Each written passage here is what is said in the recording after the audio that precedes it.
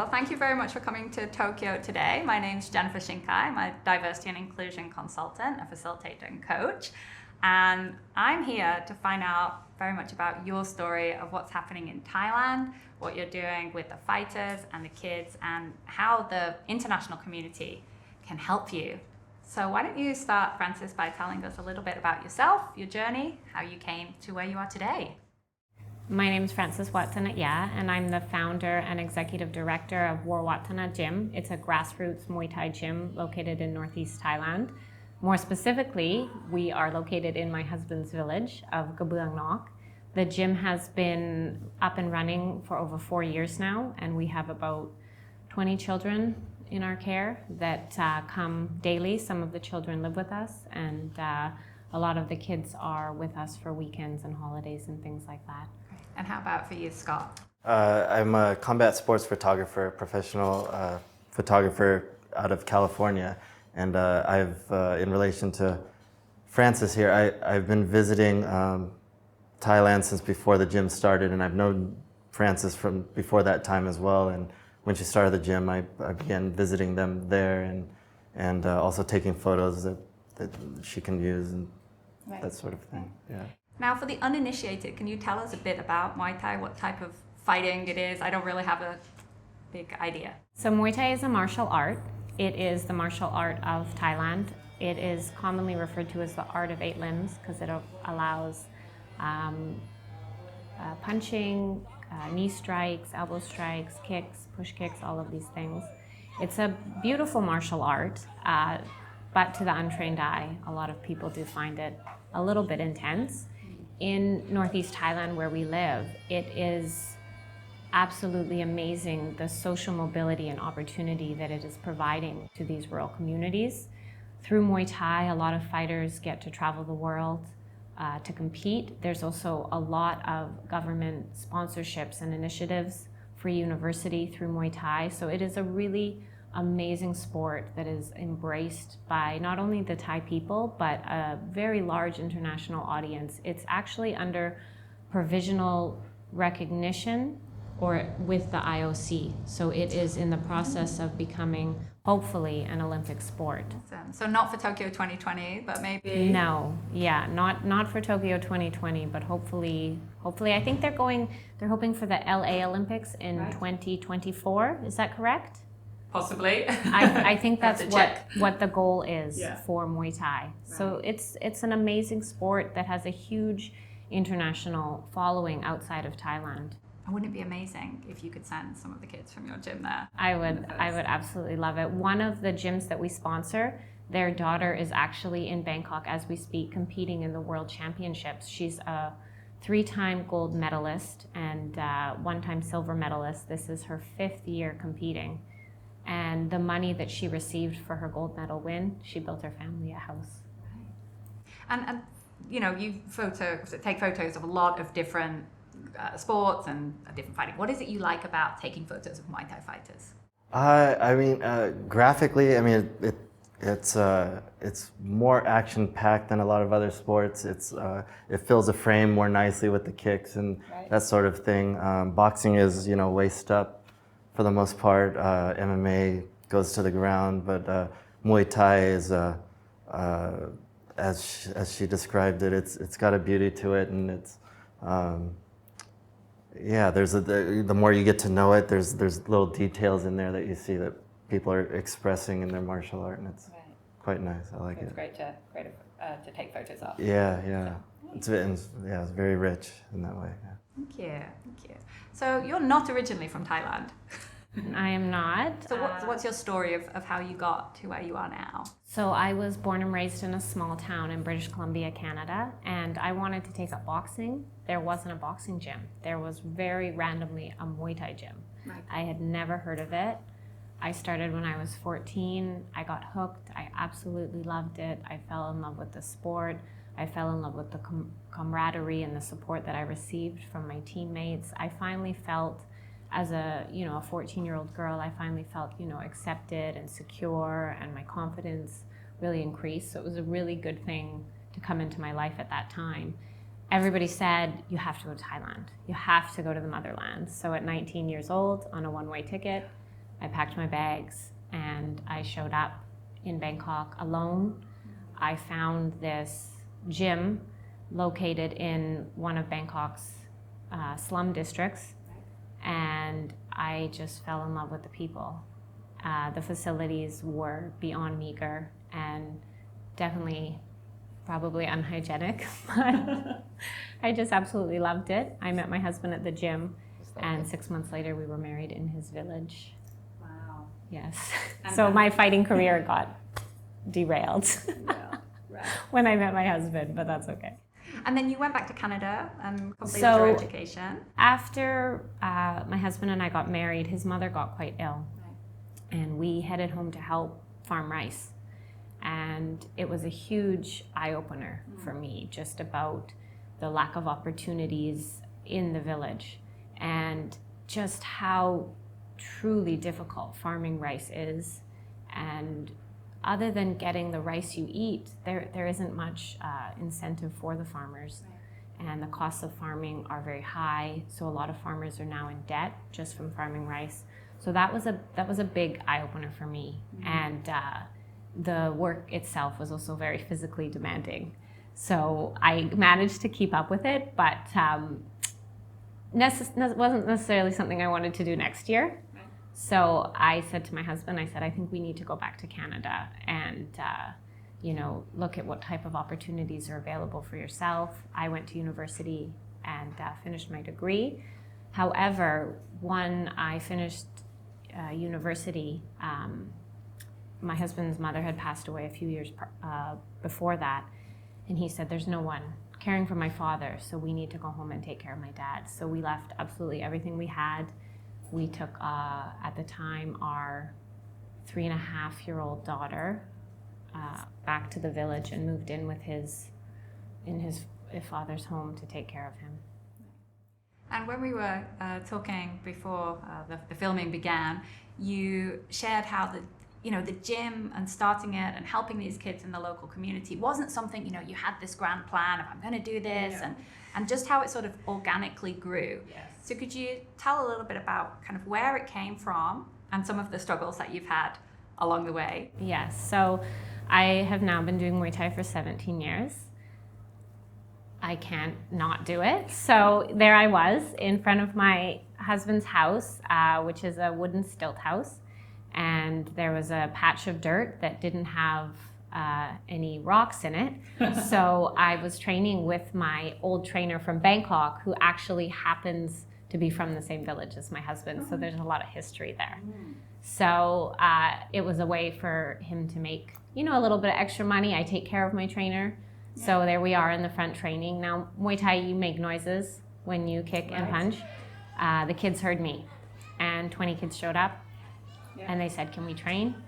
And I said, yeah, sure. And they never left. So that's how the gym started. At the time, my husband was actually working in Malaysia. So again, going back to the lack of employment opportunities in the village, it's a very hard place to be. There is elderly and children and those who are unwilling or unable to work. Also, a lot of people who are maybe sick or handicapped will return home to the village. So there aren't a lot of role models for the children. There's not a lot going on there, and things have changed a lot with globalization and things like that. That kind of idyllic farm life of how my husband was raised is gone. You have to pay for electricity. You need to pay for school fees. There's a lot more expenses involved. So a lot of people leave and they find work in the city and they send money home to the village. So there's not a lot going on there for the kids, and they don't have access to kind of any sort of structured after-school activities. So they just came and never left.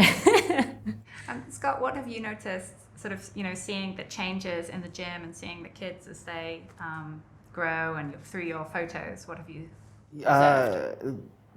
From the beginning, I've seen the structure of the gym become more organized and more direction, like we're here with larger plans and that sort of thing. With that, kids have, like you said, the gym is growing. Kids are attracted to what they're seeing other kids do. they're providing a structure for these kids that's amazing. And if you ever visit this environment, it's a different planet. It's completely. I'm from Southern California, and to go visit Francis and Boom, who are my friends, I would visit anywhere. It's completely foreign. It's foreign to even Bangkok, you know, and it's. So yeah, to see these kids given this opportunity, it really is a ray of light in a dark spot, and it's. Yeah, it's very gratifying to see the kids grow in it. Right, and they have that structure, and they have the, you were talking about sort of discipline and role models. Can you tell us about sort of some of the success stories of the kids in the village and in your gym specifically? So we have about 20 kids at the gym, and I would say 10 of them compete in Muay Thai, and the other 10 just come for training. My husband, he also is a competitive runner in his spare time. So we have one kid at the gym, and he's been training with us since the very beginning, but he has absolutely no inclination to compete, but he's really into running. And so with my husband's guidance and some donated running shoes, he ran his first 10K race and placed second place for his school. Wow. Yeah, so that was really good. And so I think one of our biggest success stories would be a 15-year-old Bat. He is being raised by his elderly aunt, and it is a tough situation. He is together with 4 other children whose parents aren't in the picture for a variety of reasons, and he's been at our gym since day one. He was a very strong-willed and stubborn child. And a lot of people in the village, you know, they would tease him and say, "You're not going to amount to anything. Like, why are you even trying?" And he is now a champion in the sport. He has been scouted by the #1 promotion company in the country. He bought his aunt her very first washing machine. And for my husband and I, he's just a safe, happy, healthy kid who's not drinking and not doing drugs. And I think the biggest thing, let me try to compose myself for this. I think the biggest thing that Bat does for not only my husband and I, but for the kids, is his hope and his tenacious spirit is leading the way for all the other children that are under our care. And it's really been amazing to see that hope in him that wasn't there, you know, when he first came to the gym. And it's unfortunately not something you see a lot in the village, is this hope. And so this young boy, Bat, he's been competing now for 4 years. His career he's doing amazing. But more so than that is the hope. Right. He believes in his future. He believes in himself. He has opportunities. He has options. He's also making money, saving money, taking care of himself, helping take care of his aunt.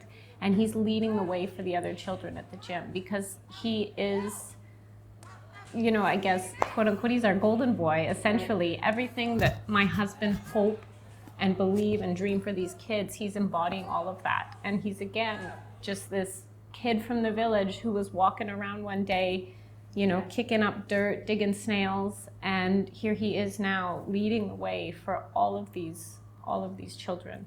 And the work that you and your husband have done have, you know, created those opportunities for him. Of course, it takes him and his commitment to do that, but, you know, you've created the space, you've created the opportunities, given him the structure and support. It's really and so amazing. Bat lives with us, and he has for quite a few years now. So I take him to school. We make sure all of the children at our gym go to school. That is something very important. And we help cover school fees, uniforms, all of those type of things. So Bat, he has been living with us, and we definitely view him as our son. He's got a very special place in our hearts. And I think that Frances is very humble, and probably finds it quite difficult to talk about what an amazing role model she and her husband are for the people in the village. So can you big up Frances and say what's so amazing about what they're doing? I agree. So I think what they provide, there's a lot of talk of Muay Thai, there's a lot of passion connected to it, and there's definitely a lot of opportunity that Muay Thai provides the kids. But what they are providing, I think, is much more than that. They're providing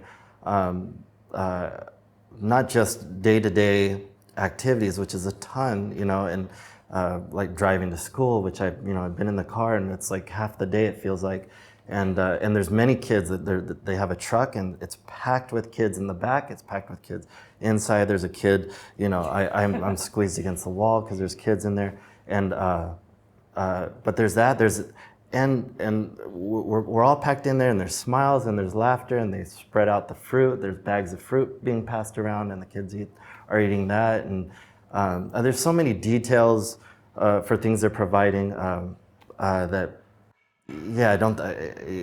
she does need to be boosted up. Boom as a role model for the females and the males. I mean, he's an amazing individual,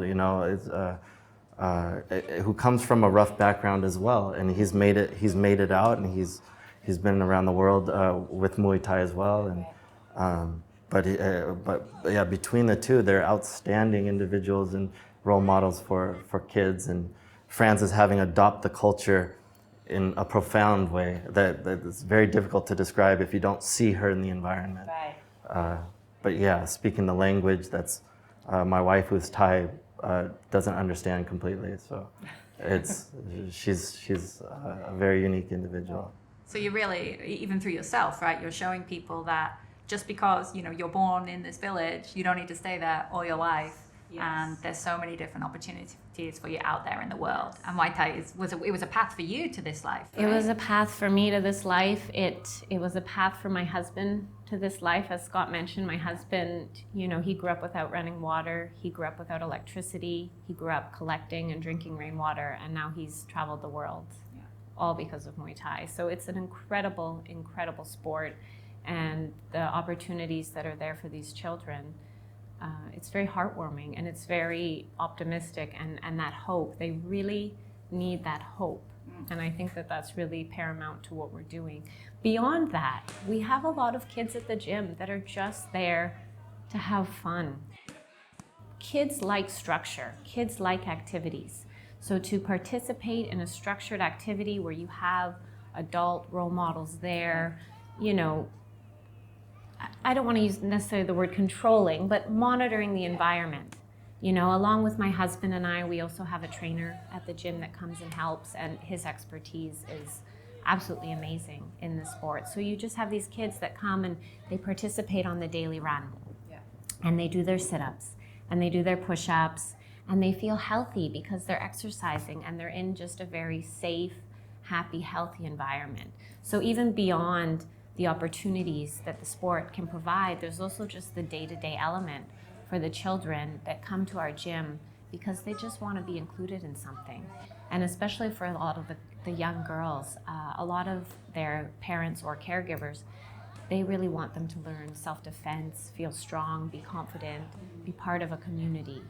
It's just a sense of, the sense of community. It really can't be underestimated what it can do for these children and their confidence and their just personal well-being to be part of that kind of environment as well too. So we're kind of like this hybrid community center that goes beyond Muay Thai. Obviously, with me being a Canadian and having people like Scott come visit the gym on a regular basis, the kids are exposed to English language, they're exposed to different cultures, and that's something really amazing for a village that still has dirt roads.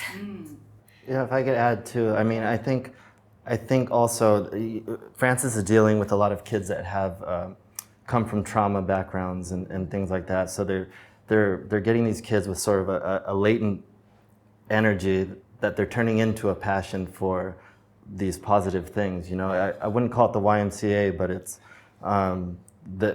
they are definitely providing guidance, safe activities, fun activities.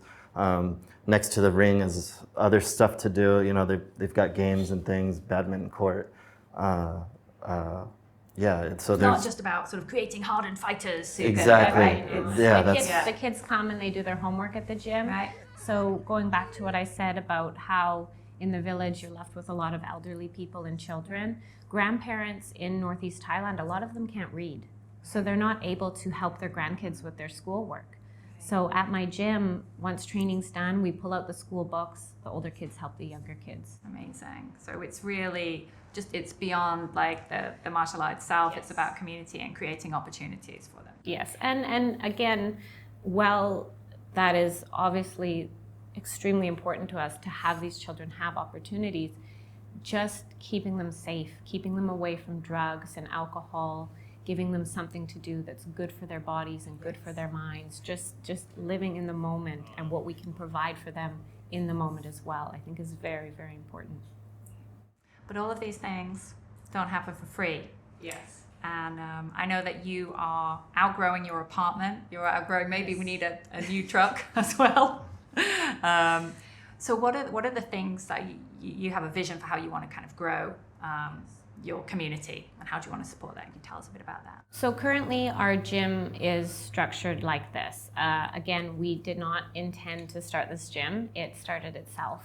So we've just been kind of going with the flow. We rent out 2 apartments in a nearby town where most of the kids go to school, and we have outgrown them. Us, along with our children and our many, many cats and dogs that we have rescued. We are, starting to cross a little bit of a line with our landlord. As much as they love us and are very tolerant of us, we're taking up a lot of space. And commuting to the gym daily, because the gym is in the village where we have land from my husband's father, the amount we're spending on rent and gas alone it's a lot. It's a lot of driving. We take the kids home every night. We take them to school. So we do have monthly donors who are fundamental to what we're doing here. And we have people from all over the world. Some of them give us $10 a month, $50 a month, $20 a month. And all that together, for the most part, covers the main operational costs of the gym. I work and my husband works, and we are putting absolutely everything we have into this gym. But I don't see it being sustainable. It is a lot of pressure, and it is a lot of pressure on myself, I think, as well, too, providing for so many children and their families. And I feel that we are kind of a little bit on thin ice here. It's tough. So we have a plan to build a house so that we can not only house the children that we care for, but be able to take in more children as well.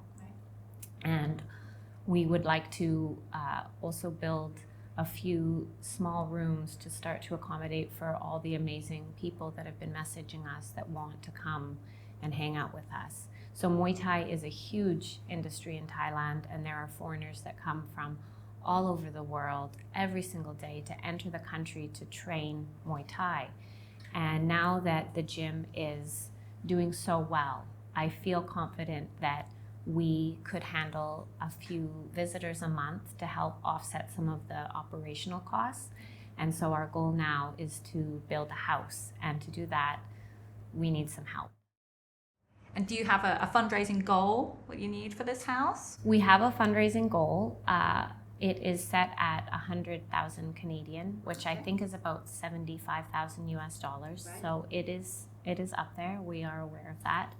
But what this fundraising goal will do is far more than build a house for these children. It's about creating self-sustainability, and it's about bringing something amazing to the local community as well too, because with us being able to, accept visitors from around the world, I think that it's going to have a huge positive impact on the community. Northeast Thailand is the most underdeveloped and impoverished area of Thailand. So we are working in a community, like I mentioned, that doesn't have a lot of opportunities. And with the residents mainly being rice farmers, this year we experienced one of our worst droughts in history, and the majority of farmers lost their entire crops.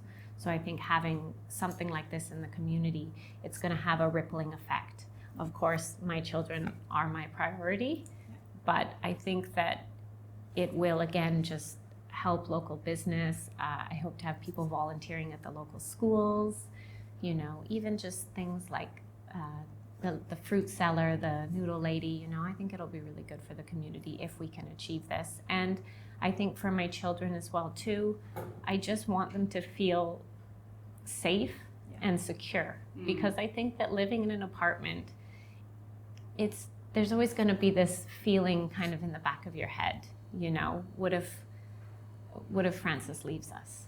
Right. There's nothing there for them. And I want them to just have that security. And also just for my husband and I, if we can provide this for the children, it will give us a little bit more flexibility. We won't be driving hours on hours a day, shuttling the kids to school and here and there. There'll definitely still be some driving, but it'll just take a lot of pressure off us, and I think we'll be able to even give these kids even more. Right. So as an individual or as a corporate donor, I'd be able to be contributing to something very grassroots, but which is having, direct impact on these children's daily life. But also, if you're able to build this house and support it leads out into the bigger community, right? Because if people also can come and visit, they can join your gym as an overseas visitor. And that's another way of giving as well, right? So to come as a visitor, to learn maybe from scratch or maybe improve your Muay Thai skill, but then also you're bringing something, right? Like Scott, when you go, as Francis had mentioned, you're bringing this view that there's more than this village to the world, and it is an option for you. If I can add too, the thing that's interesting too is to see, so Frances is how she looks, and she's in the middle of this village, and she's highly respected as she's walking. It's a bit unbelievable to see her, whether we're in Muay Thai is very male dominated, right. and to see her walk into an arena, and the ocean doesn't part, but there are people that definitely take notice that Mali, what she's called there, is here, and it's not, and I think the high regard comes from her actions in the community, what she's doing for the community. I have gone with her on trips to spread the wealth, so to speak, and things that she's getting that, she could store and use for herself later. She's not doing. She's spreading out because there's an immediate need everywhere, and and she's making a big effort to address that. Right. And that spreads her thin, and that's why we're here. Yes. And how would you say that being involved with this gym and with this community, as a third party, how's that impacted your life?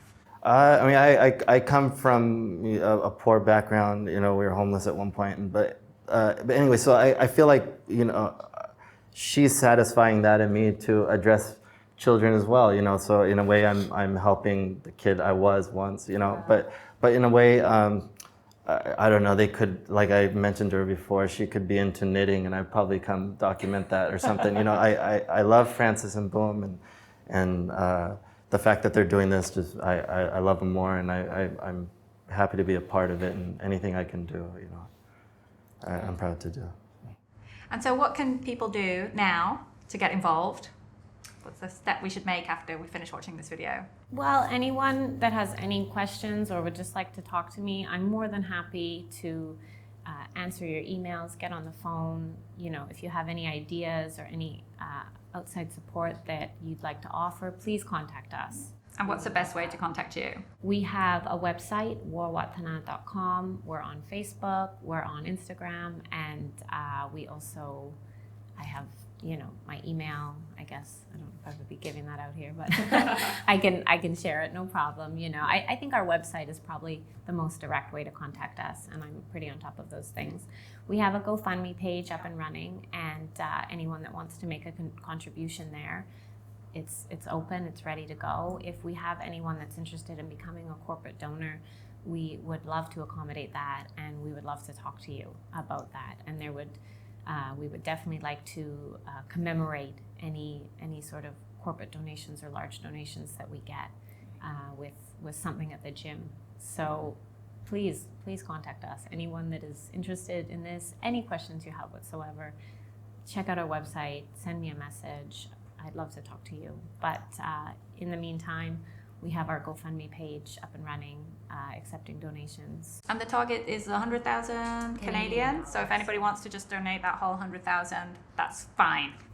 More than fine. More than welcome. And I can, hold on, give me a second.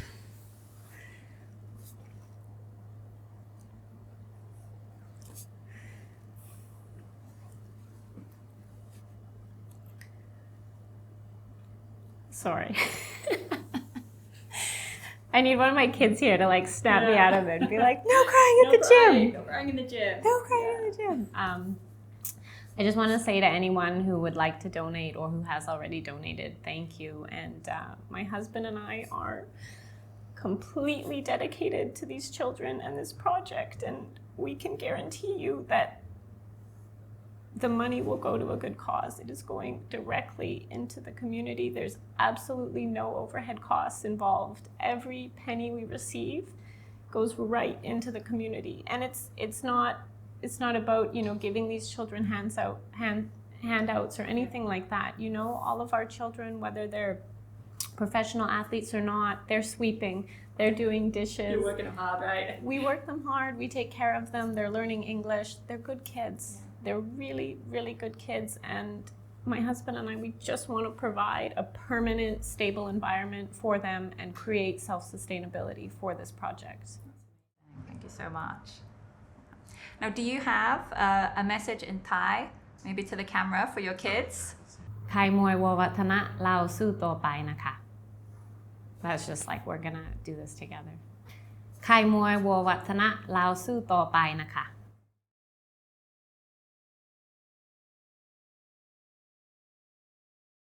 Watthana.